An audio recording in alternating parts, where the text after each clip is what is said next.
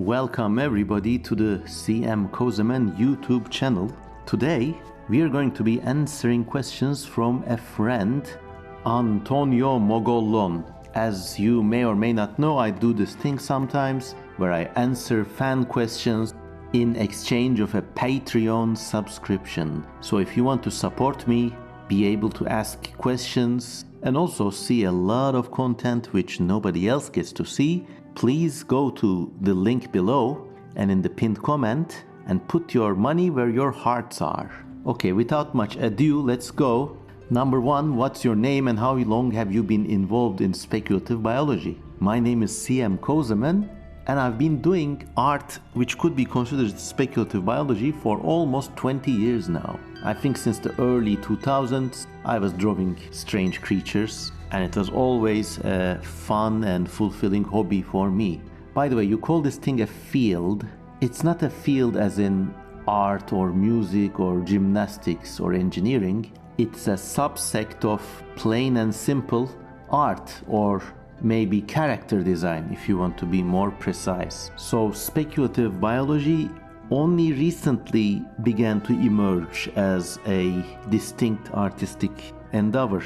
Number two, what are the main factors you consider when drafting a new work of speculative biology? It starts two ways. I either have a distinct image in mind and I'm focused on that, or I start with a concept, as in what would a heron look like if it was fully terrestrial and running around like an ostrich. So there are two paths, image first or concept first. Number three, you have a bachelor's degree in visual arts. Does being specialized in a creative field help you design? Does water help it become wet? The answer is yes, of course. I think without art, you can still come up with ideas for speculative evolution or biology, but you have to be an artist of some sort, or at least be able to hold a pencil and draw and sketch something, you know? It's very rare when somebody creates a new creature with writing only. So there's that. Number four, which other authors' works inspire you when designing creatures? Well, a lot of people these days. There are just so many young people and young artists who deserve better recognition. But just for posterity, I will go over the greats and giants of the field, including Wayne Barlow, who was famous for his book Expedition, and he also is known for Barlow's Guide to Extraterrestrials. Another big name is Dougal Dixon, who created the most famous work of future evolution, After Man, and also another sequel called Man After Man. And also there is a good personal friend of mine, Mr. Gert van Dijk, who created an alien ecosystem project called Furaha, that is Furaha. So go look that up. It just came out as a book and we're recording in March 2026. So yeah, that's great. Also, my good internet friend and personal friend Biblaridion, who is on YouTube and very famous for his Alien Biospheres project. Go look that up too.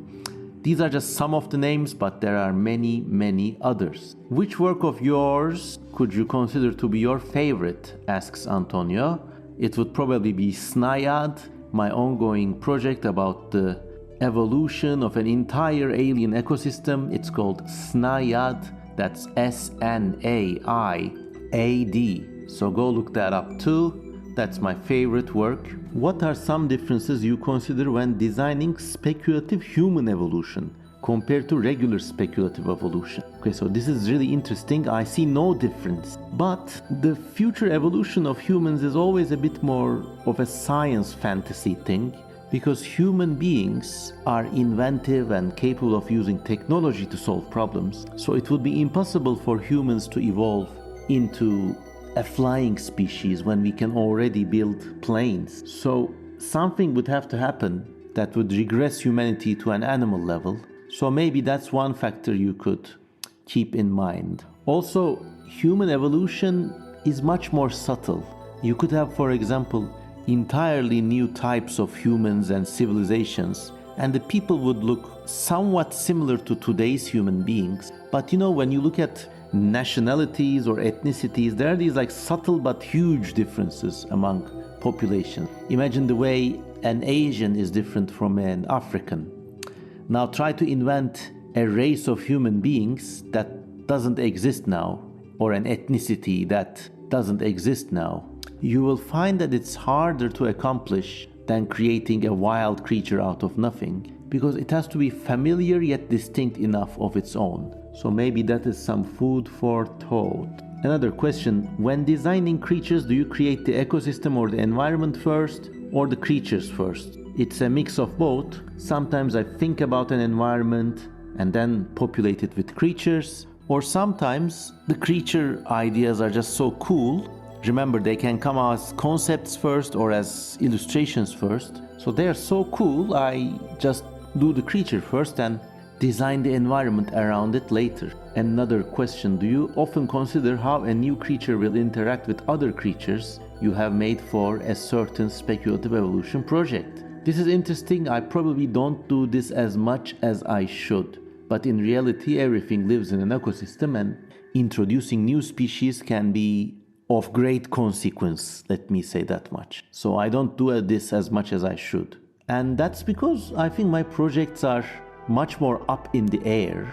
And it's not like there's this one imaginary world where I keep creating creatures and dropping into it like a terrarium, you know? So yes, that's the answer for that question. Another question, do you prefer your works to be as realistic as possible, or do you want them to be more loosely tied to biology, allowing for more creative freedom? This is actually a sliding scale in disguise. You can make a random cool creature, but the more you work on it, the more you realize, how does it clean itself? How does it reproduce? Where does it sleep? Where does it eat? You have to get into the creature's shoes and imagine how it will go about in its everyday life. And as you do that, even the loosest creature will become grounded in evolutionary principles. And one final question. If you had to choose, what is the main thing you consider when adding a biological adaptation to a creature in your work? This is a big but also kind of a recursive question. I don't, as I told you just now, I don't design creatures like an ongoing project. So I don't turn back to something I made 5 months ago and say, okay, let's give it a different face, or let's give it a longer tail. I just don't work that way. So the answer to your question really doesn't exist because I just don't think that way. If I had to do this though, I think the main consideration would be maybe me realizing something was wrong with the first design. So a similar story occurs in Wayne Barlow's book Expedition, actually.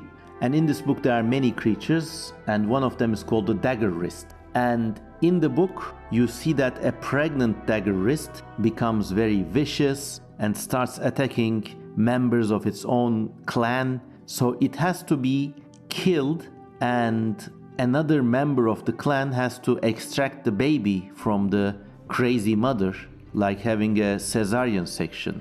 Now this is a very cool idea, but if you stop to think about it, you realize that if an animal reproduces this way, their population would never grow.